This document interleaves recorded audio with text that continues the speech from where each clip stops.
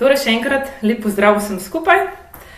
Moje ime je Suzana Pustivšek in na današnjem webinarju bomo spoznali temo Ne vadimo na pamet, torej pomen testiranja in pa spremljanja napredka telesne zmogljivosti. Samo testiranje ni pomembno samo za vrhunske športnike, oni vemo, da so nekako na redni bazi, testirajo in pa spremljajo svoje gibalne sposobnosti, ampak tudi za nas, rekreativce, občasne športnike, predvsem z vidika motivacije in še mnogih drugih vidikov, ki jih bomo danes tekom našega srečanja, druženja tudi spoznali.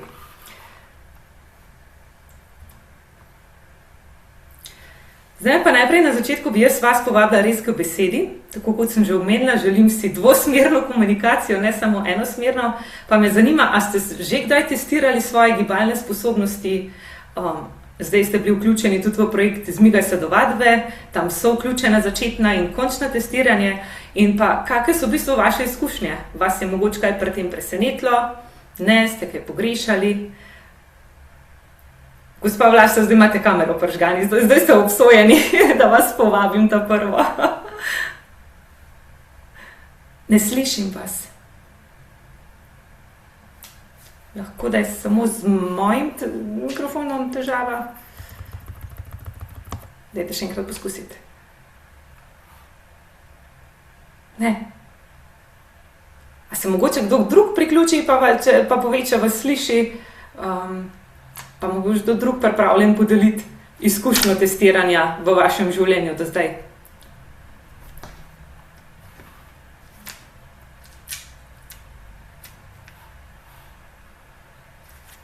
Kar težko malo na začetku.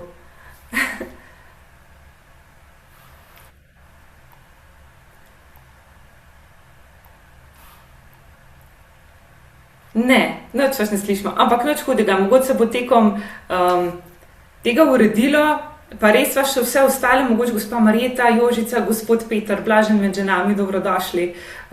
Če ste vi pripravljeni podeliti kako stvar glede testiranja, vašo izkušnjo, vse potem vas ne bom več mučila. Čisto, da se malo grejemo.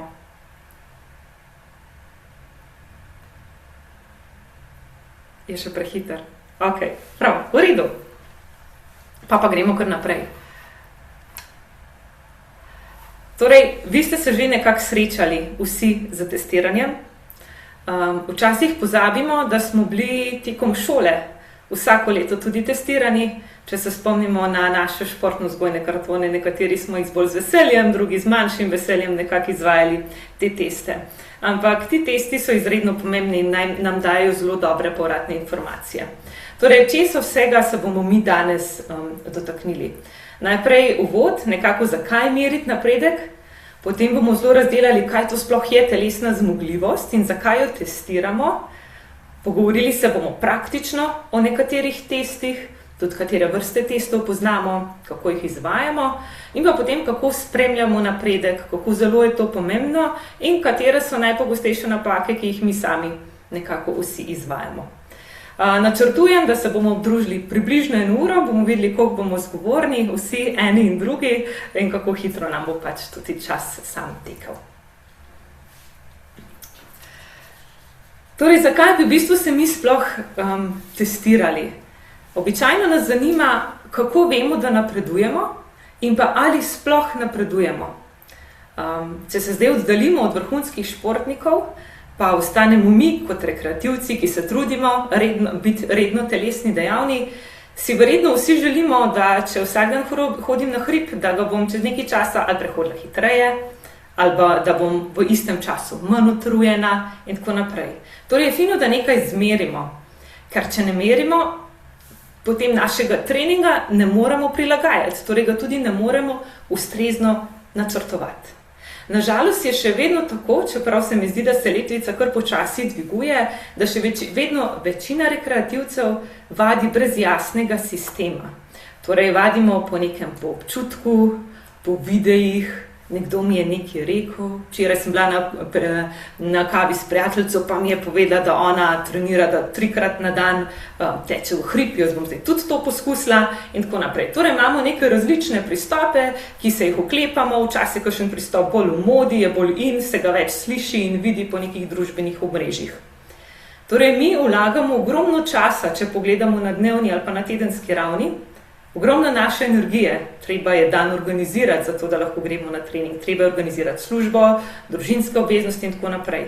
Posledično vlagamo ogromno denarja, če se samo ozrem na cesto in pogledam kolesa, ki se mimo mene vozijo vsak dan, ki so velikokrat dražja kot moj avto, naprimer, ampak smo še vedno pri rekreativcih. In ti rekreativci res postajajo vedno boljši. In skušamo se vedno bolj izboljševati. Torej, ne želimo vaditi samo po občutku, ne želim vaditi po nekih strukturiranih programih, ki jih dobim na spletu, kjer je poplava tega, ki prav zares ne vem, kaj je cilj teh programov, in vsekakor ne želim vaditi po prijateljih. Odlično je imeti tako imenovanega sparing partnerja, motivatorja, ko me pokliče pa Suzana, danes pa greva, pa ne da se mi dejva vseeno iti. Odlično, take stvari potrebujemo. Nikakor pa se ne smemo prilepiti na našega prijatelja, partnerja in vaditi ves čas isto kot on. Zakaj? Ker smo si različni.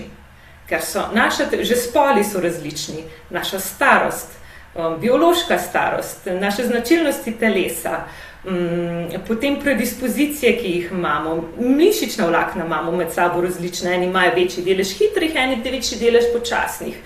In vse to in še mnogi drugi dejavniki vplivajo, kakšen je odziv treninga na naše telo, torej odziv našega telesa na trening. Torej čas in energija sta vložena, velikokrat se pa zgodi, da napredek je prepočasen, ni to, kar si želimo. 3-krat na teden treniram, pa še kar sem na istem, nič se mi ne pozna. Velikokrat se nam to dogaja. In zato je zelo pomembno, da mi poznamo svojo telesno zmogljivost. Kje smo v neki določeni gibalni sposobnosti, ker šele potem bomo vedeli, kaj v bistvu izboljševati, da bomo postali boljši. Ne pa vse povprek, ali pa mogoče tam, kjer smo že dosegli nek svoj maksimum, pa hočemo še. Torej, meritve nam dajo objektiven pogled v naše stanje. Dajo nam zelo ustrezno povratno informacijo, da lahko mi razumemo, kje na neki premici smo, hkrati pa ali to naše stanje na premici pomeni tveganje, torej ali smo premalo telesno dejavni, s tem povečano tveganje za kakšne kronične bolezni, ali imamo mogoče samo nerazvite potenciale, ali imamo tveganje za kakšno poškodbo, če imamo mišična nesorazmerja in tako naprej. In to posledično lahko vpliva na spremembo naših vedenj.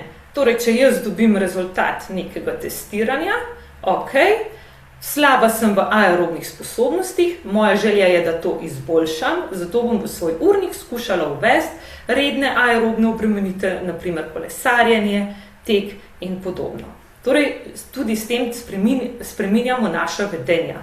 Izboljšamo vadbo, pomeni tudi dobro motivacijo in posledično tudi vplivamo na naše ohranjanje in pa krepitev našega zdravja. Torej, posameznik spozna tudi morebitna zdravstvena tveganja, svoje šibke točke in pa tisti merljiv napredek je najmočnejša motivacija za neko nadaljevanje vadbe. Kaj pa sploh meriti?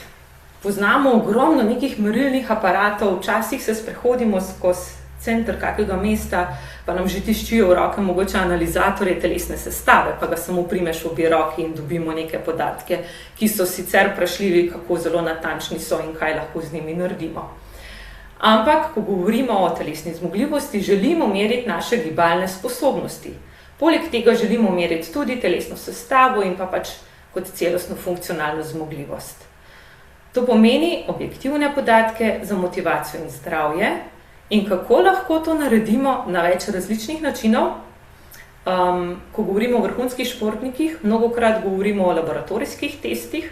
Ti so izvedeni v zelo kontroliranih okoliščinah, merimo naprimer laktat v krvi, porabo kisika, izvajajo se v laboratorijih za fiziologijo, enega od takih imamo na fakulteti za šport.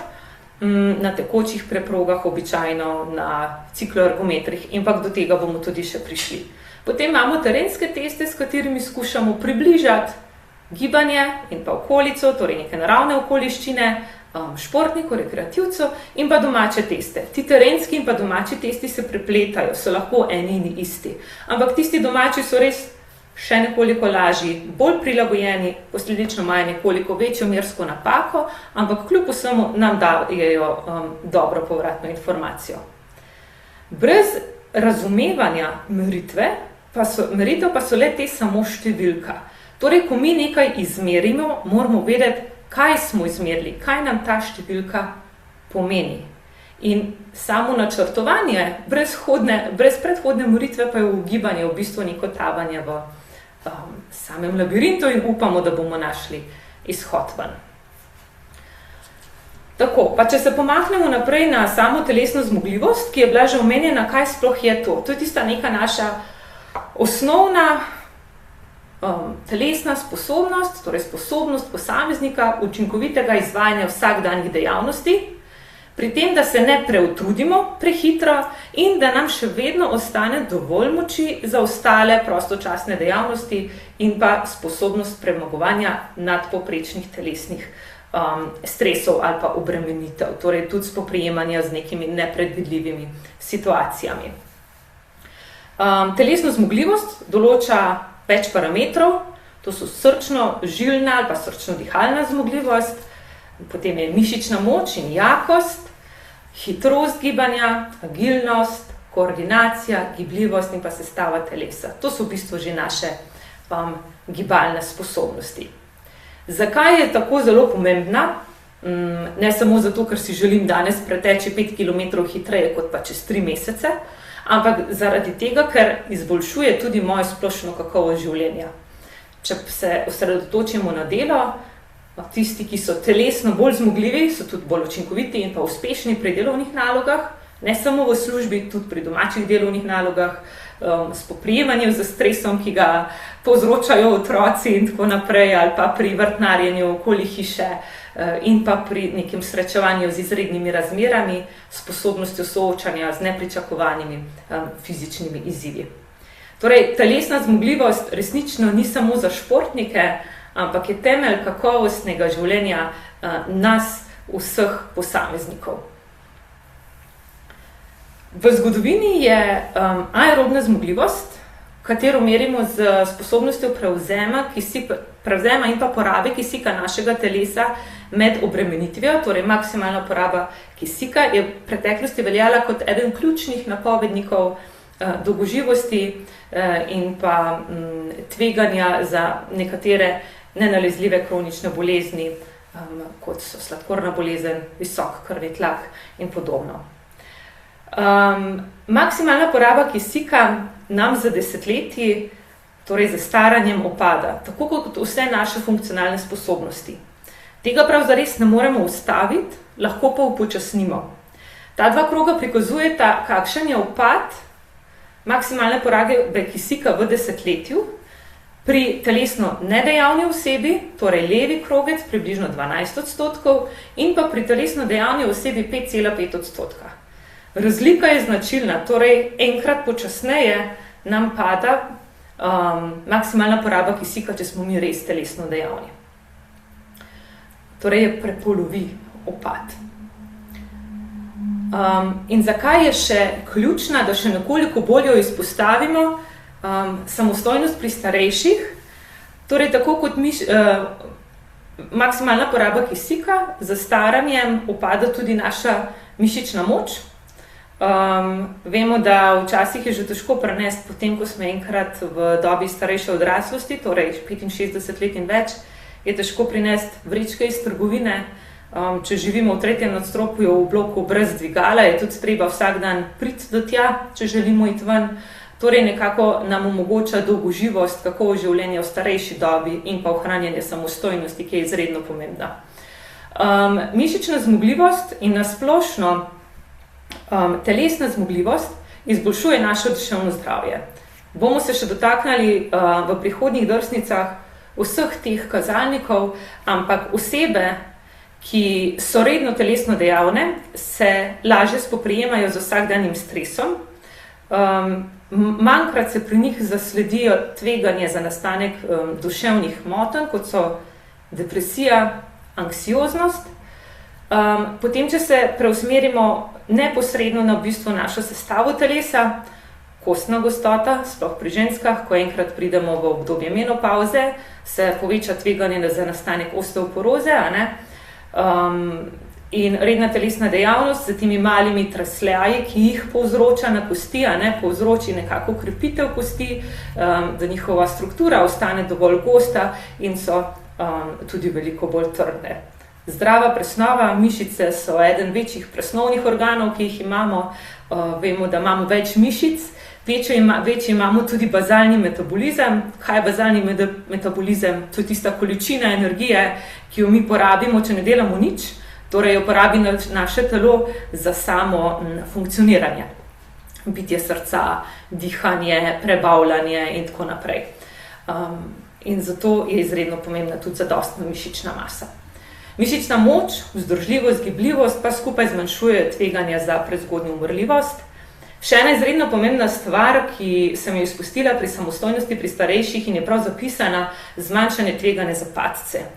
Padci se kažejo kot naše največje tveganje v starejši dobi za prezgodnjo smrtnost, za nepokretnost, za krhkost in tako naprej. In tisti, ki so redno telesno dejavni, imajo boljše ravnotežje, so bolj agilni, koordinirano je njihovo telo, bolj močni in imajo značilno manjše tveganje tudi za padce. Nekaj smo že rekli o naših možganih in našem duševnem zdravju. Delež oseb, ki zboli za demenco, se z leti povečuje na svetovni ravni. K temu prispeva tudi zaradi tega, ker smo ljudje, populacija se stara in smo vedno starejši, nekako to prihaja skupaj z našimi leti. Ampak ponovno, pri redno telesno dejavnih tveganje za demenco je nekoliko manjše, hkrati pa že tisti, ki so v preddementnem ali dementnem stanju, se še vedno priporoča redna, vsakodnevna neka telesna dejavnost. Depresivna stanja smo že povedali, kognitivni upad, koncentracija in pa spomin, kolikokrat v službi, mogoče kdo tudi od vas vstane pa reče, zdaj pa ne morem več, dovolj je, grem se zluftat, gremo ven na sprehod 10 minut in lahko pridemo nazaj in delamo neko mogoče kognitivno bolj zahtevno nalogo naprej. Enako se dogaja pri otrocih, ki se učijo, ki imajo večje količine se za učiti. Veliko boljše je, da imajo krajše obdobje učenja z aktivnimi premori, torej z gibalnimi odmori, ki nekako pospešijo potem tudi pretok v njihovih možganih, prinesejo svoj kisik in potem je pomnjenje in pa učenje tudi lažje. Boljše razpoloženje, kdo je bil slabe volje že, ko ste prišli iz treninga, iz vadbe? Še nisem srečala osebe, se mi zdi, da smo vsi takrat, ko nekaj odšportamo, ko naredimo zase nasmejani in to je zelo en tak preprost pokazatelj. In pa ja, kognitivne sposobnosti, prej je bil omenjen kognitivni upad in pa koncentracija, vse to gre z roko v roki. Kaže se tudi pri otrocih, da otroci športniki imajo boljše tudi učne uspehe, tisti, ki so dejavni. Torej, telesna dejavnost je eden najučinkovitejših načinov za ohranjanje zdravja tudi možganov, ne samo mišičevja in pa srčno-žilnega sistema skozi celotno naše življenjsko obdobje.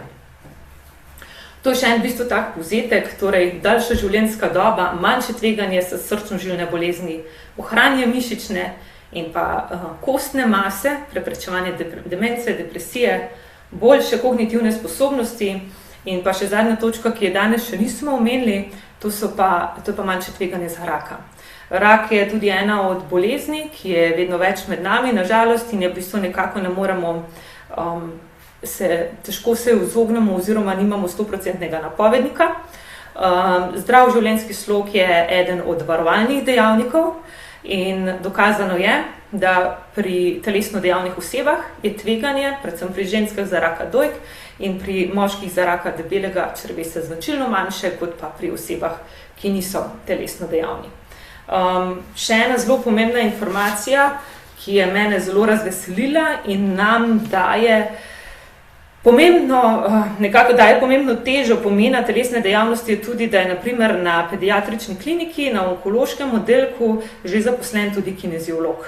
V Sloveniji pri nas in redno delajo na dnevni bazi, torej bolni otroci, onkološki bolniki vadijo z kineziologom in skušajo biti telesno dejavni, ker so prepoznali, da je torej gibanje tako zelo dobro, tudi v neki sami tisti akutni fazi zdravljenja rakavih bolnikov. Zakaj je poznavanje telesne zmogljivosti ključno? Zelo veliko smo že zdaj povedali, zakaj je tako zelo pomembno, zakaj pa zdaj moramo to sploh poznati. Sprememba gibalnih navad, poznavanje telesne zmogljivosti ob primernih spodbudah omogoča spremembo gibalnih navad, torej telesna dejavnost postane pogostejša, intenzivnejša, učinkovitejša, to smo že na začetku govorili tudi iz motivacijskega vidika. Zanesljivost informacije za posameznika in pa družbo, torej eno je, da to zame nekaj pomeni, drugo pa če pogledamo na nacionalnem nivoju, kaj se dogaja z našo populacijo, kako se stara, kako je gibalno sposobna.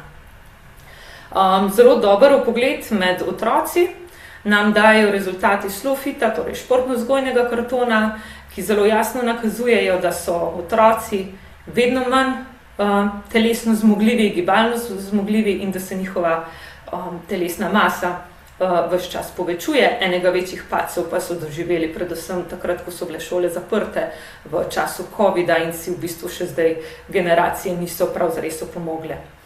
Torej, pravočasna informacija o telesni zmogljivosti posamezniku omogoča vpogled v gibalne sposobnosti, morfološke značilnosti in pa morebitna zdravstvena tveganja, o katerih smo v bistvu že kar nekaj tudi povedali.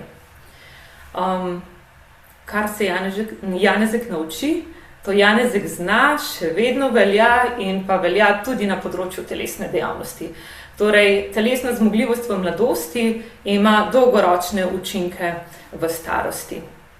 Eno je, da že natreniramo telo v mladosti in nekako to rezervo nosimo naprej s sabo v starejša leta, drugo pa je, da če sem bila v mladosti telesno dejavna, mi bo ta vzorec vedenja zagotovo ostal tudi kasneje in se verjetno ne bom prav dobro počutila, če bom 14 dni sedela na sedežni in se ne premaknala in me bo samo telo nekako prisililo že v to, da se gibljem.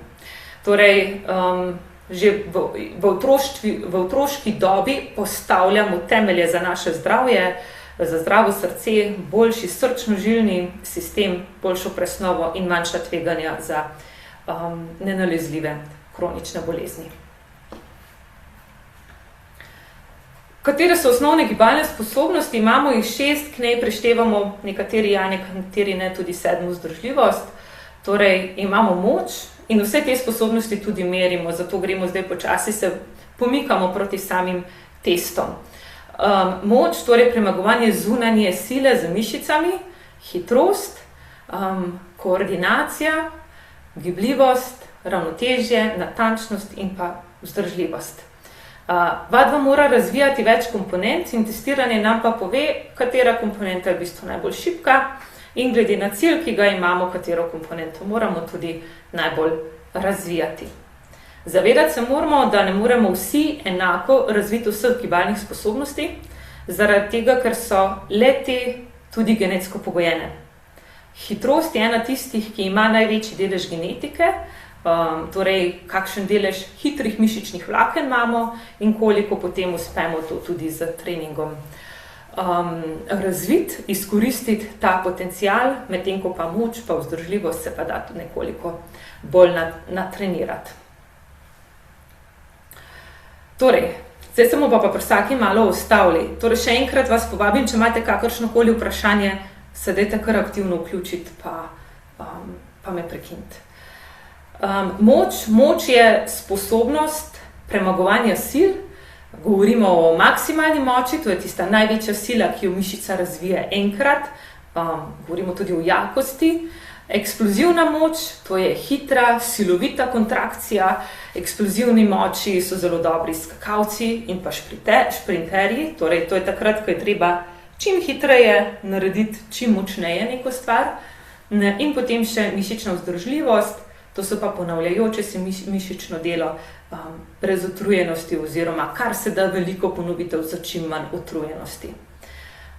Če skušamo to preslikati na aktivnosti, ki jih izvajamo vsak dan, so to vstajanje s stola, dvig nakupovalne vrečke, naprimer vzpon po stopnicah, skakanje čez lužo, dvigovanje otrok in podobno. In brez ustrezne moči je gibanje manj učinkovito in hitro pride do utrujenosti in začnemo neke kompenzatorne gibe izvajati in prej potem pride tudi lahko do nekih poškodb in pa bolečin.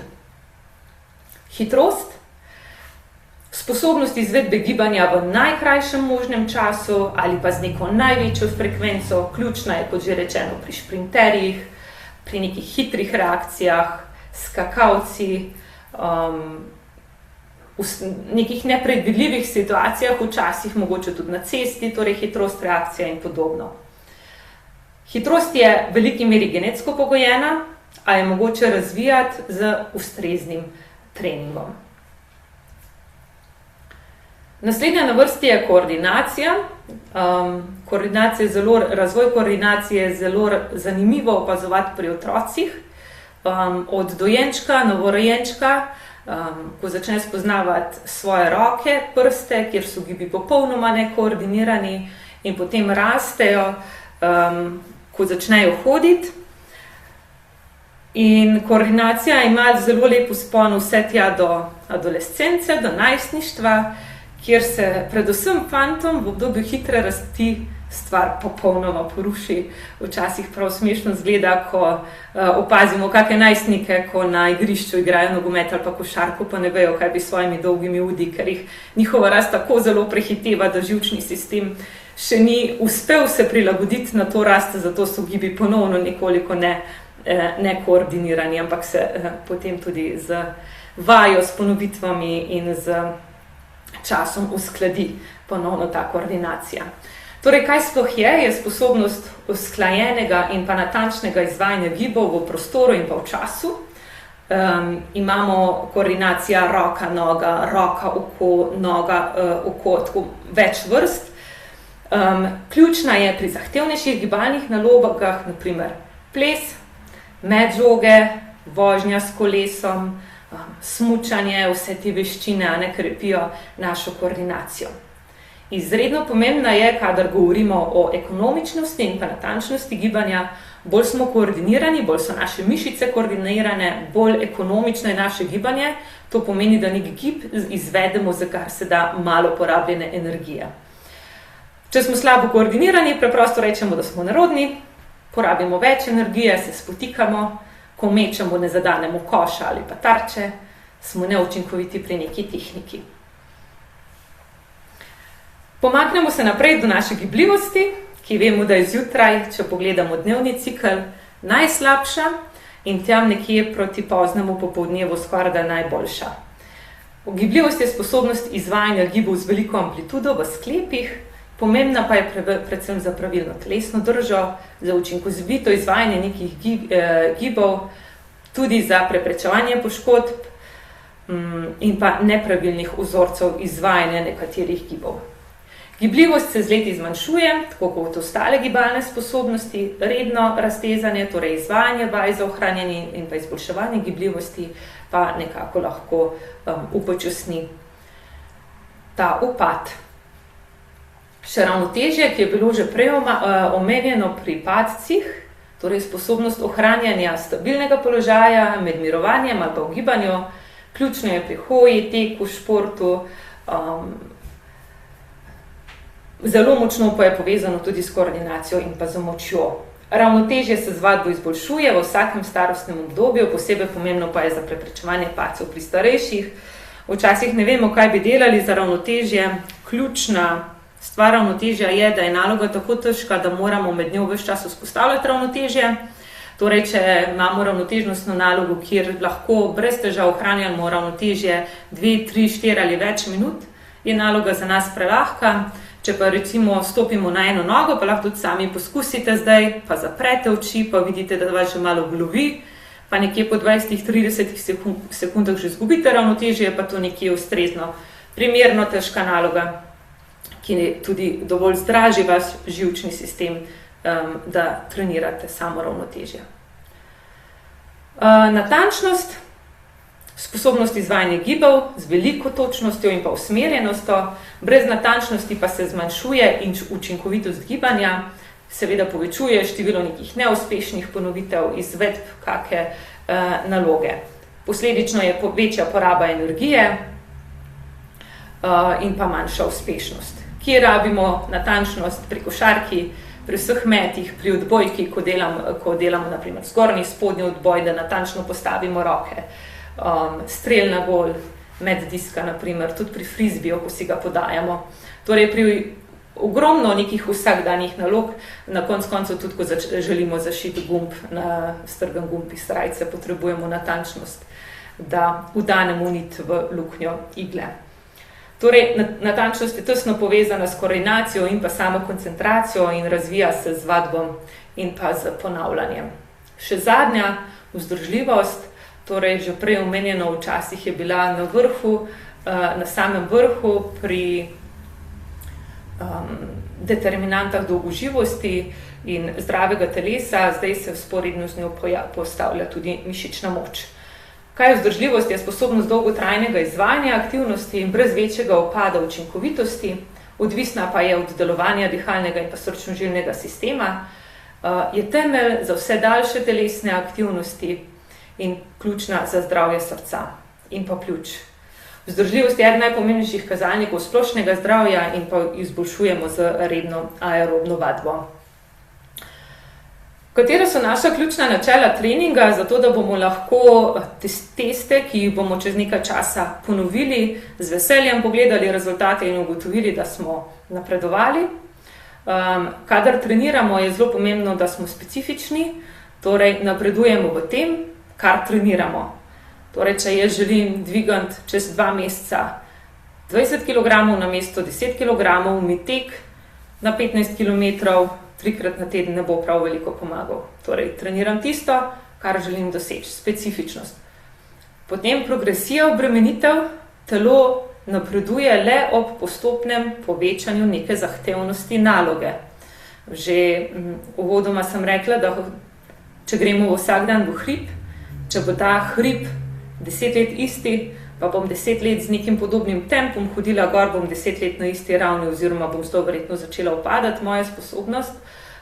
Zato je treba zagotoviti progresivno obremenitev, ali bom povečala tempo, ali bom spremenila hrib, ki bo mogoče nekoliko bolj strm, ali bom podaljšala mojo hojo in našla daljši hrib in podobno. Potem adaptacija, telo, to je povezano z progresivnostjo, telo se prilagodi, zato ista vadba čez čas ne deluje več. Torej dosežemo ta plato in pa individualizacija, torej kar deluje za enega, ni nujno, da deluje za drugega, to se pa nanaša predvsem na naše sparring partnerje oziroma ne moremo vedno trenirati vsi po istem sistemu, zato ker smo si tako zelo različni med sabo. Testiranje nam torej pove, kje smo, kaj potrebujemo in pa ali smo z danim treningom tudi napredovali.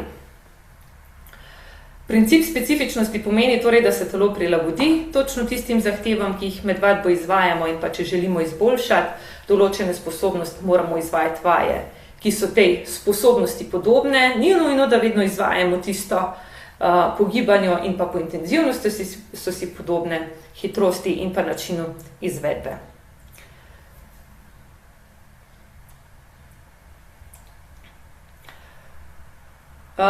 Progresivna obremenitev, telo napreduje le, če ga postopno izpostavljamo večjim zahtevam, torej intenzivnost, trajanje, pogostost, zahtevnost same vadbe. Prehiter dvig obremenitve pa lahko pomeni utrujenost, preobremenitev ali poškodbe. Neko tako zelo splošno pravilo je 10%, tedensko povečamo obremenitev za največ 10%. Adaptacija, torej telo se prilagodi, mišice postanejo močnejše, vse to se kaže v rezultatih testov, srce in pljuča delujejo bolj učinkovito, izboljša se koordinacija, gibanje postane bolj ekonomično in pa zmanjša se občutek napora. Kaj narediti, ko pridemo do tega? Povečati moramo intenzivnost, lahko moramo spremeniti vaje, dodati nove izzive, drugačne, spremeniti tempo, volumen vaje. Torej, na začetku je 20-minutna hoja naporna, po tednih pa lahko postane lahka, to je v bistvu znak same adaptacije. Veliko smo že tudi danes dotaknili te individualizacije in kako zelo smo si med sabo različni, od vidika genetike, spola, zdravstvenega stanja, predhodnega gibalnega na eni strani znanja, izkušenj in pa tudi trenutnega stanja našega fitnessa. In zelo različna je tudi naša regeneracija, čas regeneracije, ki jo potrebujemo. Nekdo potrebuje 1 dan, nekdo 2 dni. In zaradi tega se tudi odzivi na vadbo zelo razlikujejo. Psihološki vidik testiranja, torej merljiv napredek, je večja motivacija in pa občutek kontrole, ki nam nekako zmanjšuje ta stres, zakaj vadim, če sem ves čas na istem.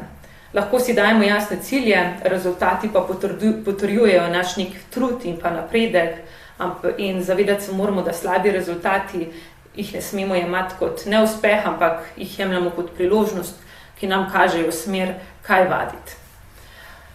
Pa da zagrizamo neposredno v to testiranje, okrog katerega se zdaj že v bistvu dobre pol ure vrtimo. Že prej na začetku je bilo omenjeno, da poznamo več vrst testiranj. To so laboratorijski testi, ki so visoko natančni in pa zanesljivi. Običajno so dragi, ampak in potrebujejo tudi strokovno visoko izobražen kader, da se izvede, in se jih običajno poslužujejo vrhunski športniki. Potem pa imamo domače in pa terenske teste, ki so bistveno bolj enostavni za izvedbo, zelo dobro uporabni, še vedno precej zanesljivi, da lahko na njih gradimo in se opremo in nam kažejo pravo smer. Torej želimo dobiti objektivne podatke, spremljati napredek in pa na podlagi njih tudi ustrezno načrtovati. Jaz ne vem, se je kdo že od vas tudi testiral v laboratoriju, če ste bili v katerem od laboratorijev po Sloveniji. Meni osebno je najbolj domač na fakulteti za šport, ker sem tam tudi študirala. Ko vstopite v tisti prostor, poznamo kot prvo več različnih laboratorijev, fiziološki laboratorij, biomehanski laboratorij, običajno so noter cikloergometri, torej neka sobna kolesa, tekoča preproga, različno široke, kakšni merilniki telesne sestave, izokinetične naprave in podobno. In z vsemi temi napravami merimo lahko maksimalno porabo kisika, ki jo običajno merimo preko maske, in z njo testiramo aerobno vzdržljivost, potem izokinetično testiranje, kjer testiramo našo mišično moč, izredno pomembno pri kolenskem in pa ramenskem sklepu, tudi pri trupu, ko govorimo o športnikih, ki so enoročni, kot so na primer tenis, odbojka, rokomet, velikokrat vidimo mišična nesorazmerja med agonisti, antagonisti, torej sprednjo stran ramenskega obroča in pa zadnjo stran ramenskega obroča. Takoj, ko vidimo taka mišična nesorazmerja, je bistveno večje tveganje za nastanek poškodb tistega sklepa, torej skušamo potem na podlagi testov ustrezno prilagoditi trening, da se takšna nesorazmerja zmanjšajo. Mnogokrat so že verjetno videli tudi na bazenih, ko se plavalec med treningom ustavi in mu iz ušesne mečice vzame vzorec krvi, takrat merijo koncentracijo laktata v krvi. Laktatni prag je izredno pomemben parameter, na podlagi katerega načrtujemo trenažne procese. Potem spirometrija, torej delovanje naših pljuč, EMG analiza in pa analiza telesne sestave, kot so DEXA in pa bioimpedanca. DEXA je ena izmed bolj natančnih.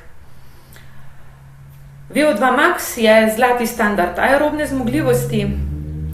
Test poteka na način postopnega stopnjevanja. Za VO2 max, če želimo resnično izmeriti, potrebujemo laboratorij in masko, sicer pa poznamo veliko testov stopnjevanja, ki so tudi terenski testi, in preko formul dobimo potem oceno maksimalne porabe kisika. Vedno gre za neko stopnjevano obremenitev ali na tekoči preprogi, zunaj med tekom na stezi ali na kolesu. Trajanje test običajno traja nekje med 8 do 12 minut. In kot že rečeno, ali je to neposredna meritev ali pa preko formul. To so analize sestave telesa. Na levi strani je DEXA, ki je bistveno bolj natančna, tudi nekoliko bolj draga. Na desni strani je pa eden od merilnikov, ki deluje na podlagi bioimpedance, to je tak zelo blag električni tok, se spusti skozi naše telo in meri v bistvu upor v našem telesu in na podlagi mnogih formul v ozadju izračuna sestavo našega telesa. Torej, sestava telesa običajno dobimo delež maščobne mase, mišične mase, kostno gostoto in pa visceralno maščobo. Še terenski testi, ki so mogoče nam bolj blizu, ki ste jih tudi sami že izkusili, to je Cooperjev test. Poznamo dve vrsti Cooperjevega testa, en je 12-minutni test teka, drug je pa test na 2,4 km. Merimo aerobno vzdržljivost. Eden od takih testov kardiorespiratorne vzdržljivosti je tudi na primer BIP test ali jojo test. Ne vem, če se je že kdo srečal z njim. To je v bistvu tek od ene do druge črte na zvočni signal, pri čemer je zvočni signal vedno hitrejši in takoj, ko zamudimo zvočni signal, torej da ne pridemo v cilj, na drugo stran smo izločeni in se meri število torej pretečenih razdalj. Skok daljino z mesta meri eksplozivno moč, to smo ga vsi v šoli izvajali, kako daleč skočimo, sprinti na 20 ali 40 metrov, test agilnosti, to je eden test, na primer, ali pa tek v osmici, flamingo test je stoje na eni nogi, merimo ravnotežje, sit and reach test in pa torej gibljivost, torej sedem in skušam seči čim dlje in pa test stiska pesti. Zelo dobro je, ker so nizki stroški in pa lahko jih tudi marsikdaj sami izvedemo. Tale Cooperjev 12-minutni test bom preskočila. Cooperjev test ima sicer eno najdaljšo brado med testi in je zelo široko še vedno uporaben. Še domači testi, ki so lahko tudi testi na terenu, kot že rečeno, se lahko mešajo med sabo in imamo neke jasne ločnice. Stajanje stola 30 sekund je eden zelo priročen, pa ga bomo lahko naredili, če se strinjate. Test hoje na 2 km, število sklec v eni minuti, ravnotežje na eni nogi. Lahko si v bistvu tudi sami rečete, jaz se bom pa testirala, kolikrat skočim sonožno na stopničko v eni minuti danes in bom ponovila test čez 1 ali 2 meseca. Torej tudi sami si lahko date nek cilj in si pripravite lasten sebi zanimiv test. Če se strinjate, jaz vas sicer ne vidim, časa imamo še nekaj drsnic je pa tudi še ostalo. Moja ideja je bila, da bi skupaj naredili 30-sekundni test ostajanja stola. Zato so tu kratka navodila, če ne ga lahko naredite tudi po našem srečanju in potem preverite, kje v bistvu se nahajate. Kljub vsemu, da so normativne vrednosti samo za osebe starejše od 60 let, lahko dobite malo občutka, ali ste v podpovprečni skupini, povprečni ali pa nadpovprečni. Torej, če se najdete v številkah, ki so zapisane na drsnici, potem ste nekje v povprečju.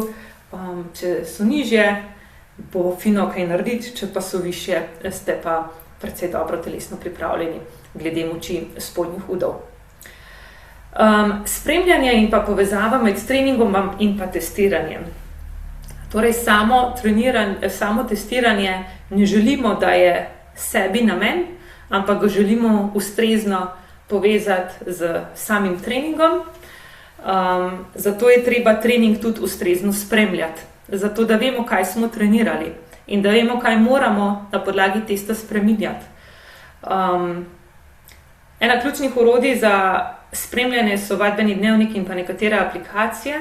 Kaj spremljamo? Pogostost, torej frekvenco naših treningov, intenzivnost, kako težko nam je, volumen, kako dolgo traja nek trening in pa torej rezultate. Eden od povratnih informacij je tudi rate of perceived exertion, to je subjektivni občutek napora. Če bi prej izvedli test, bi vas zdaj vprašala, kako naporen se pa vam je zdel ta test, kakšen napor ste občutili ob koncu testa. To je Borgova lestvica, ki ima razpon od 6 do 20, torej med 6 pa 8 je zelo, zelo lahko. nekje med 14 in 15 govorimo o naporni, intenzivni vadbi in bolj se približujemo 20, bolj se približujemo tistemu maksimalnemu naporu.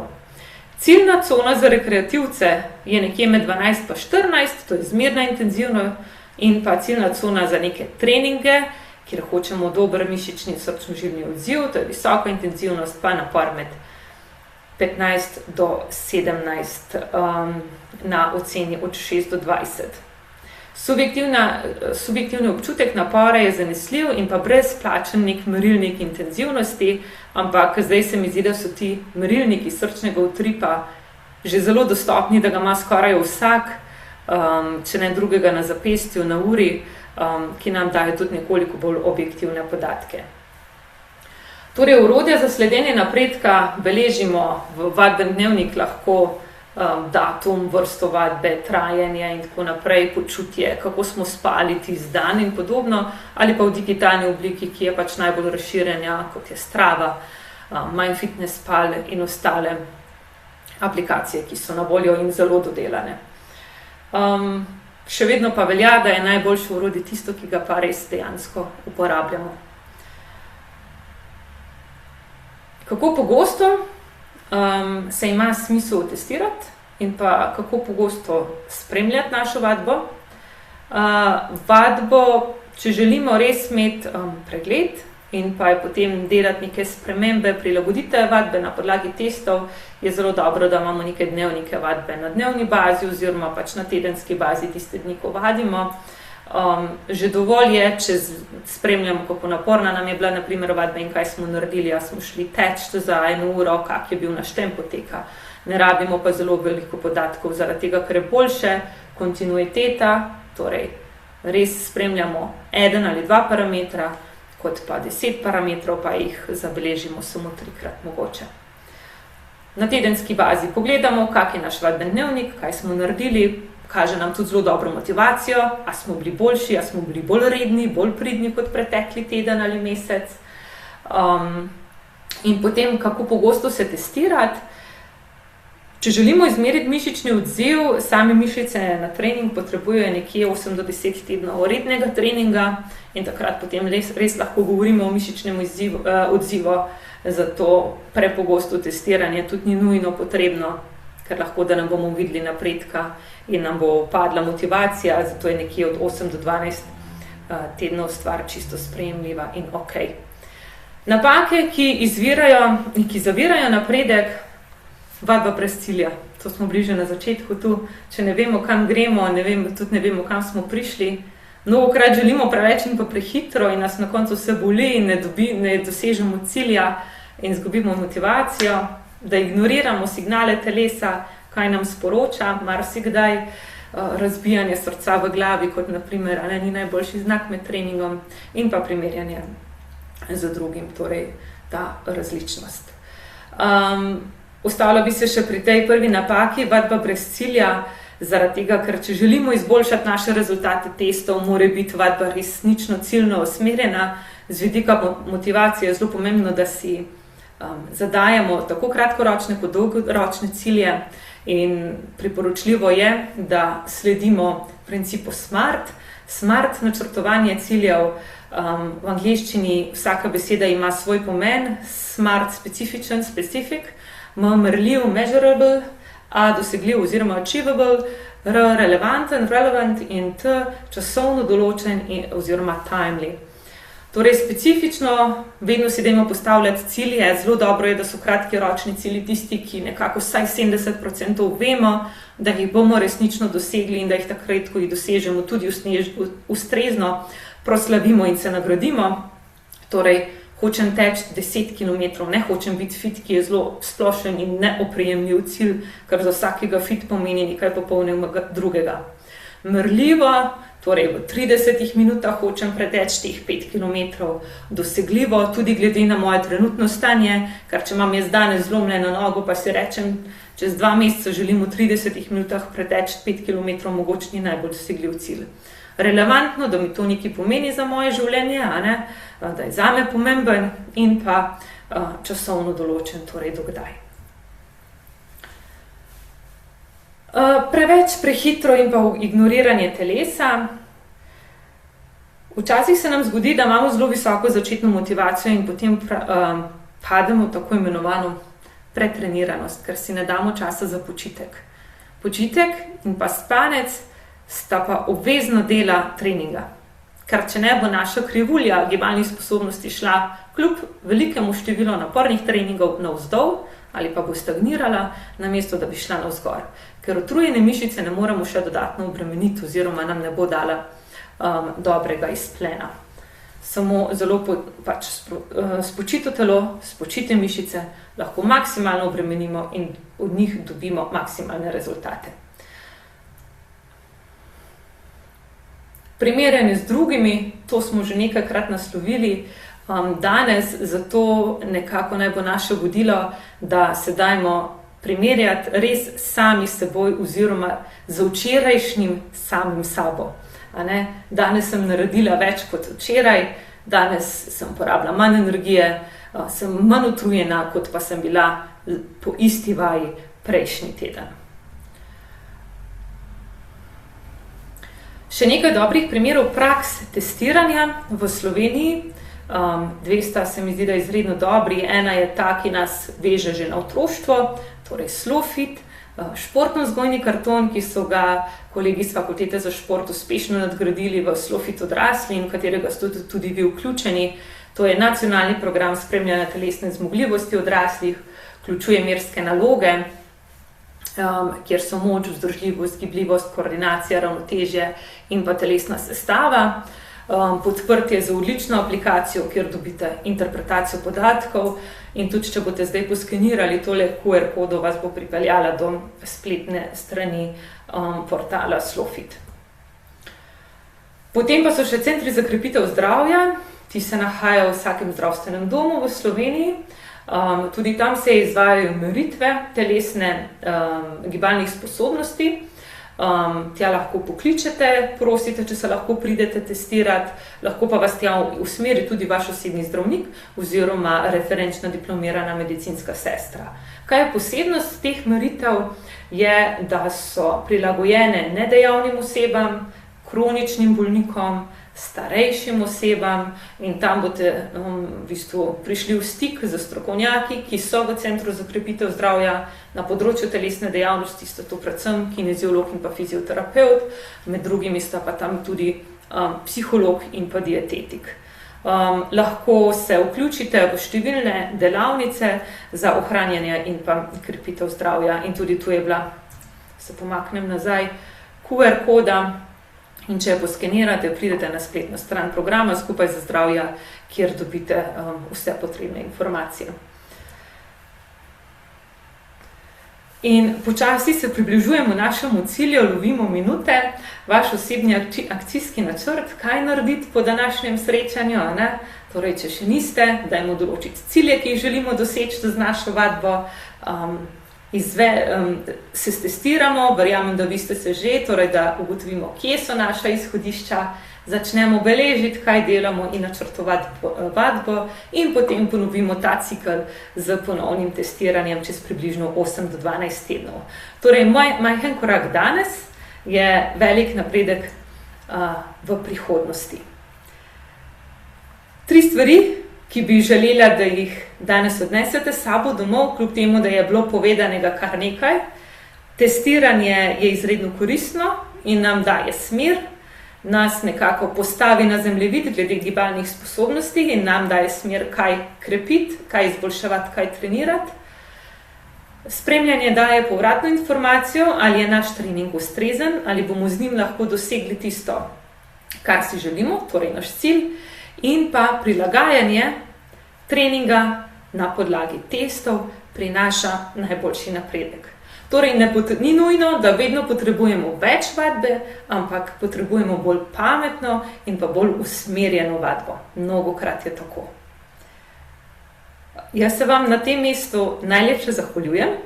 Zdaj pa res predajam besedo vam, vašim vprašanjem, mnenjem, mogoče drugačnim pogledom, vedno znova se jaz kaj novega naučim in zelo zanimivo mi je mogoče tudi slišati vašo povratno informacijo. Takole. A se bo kdo opogumil?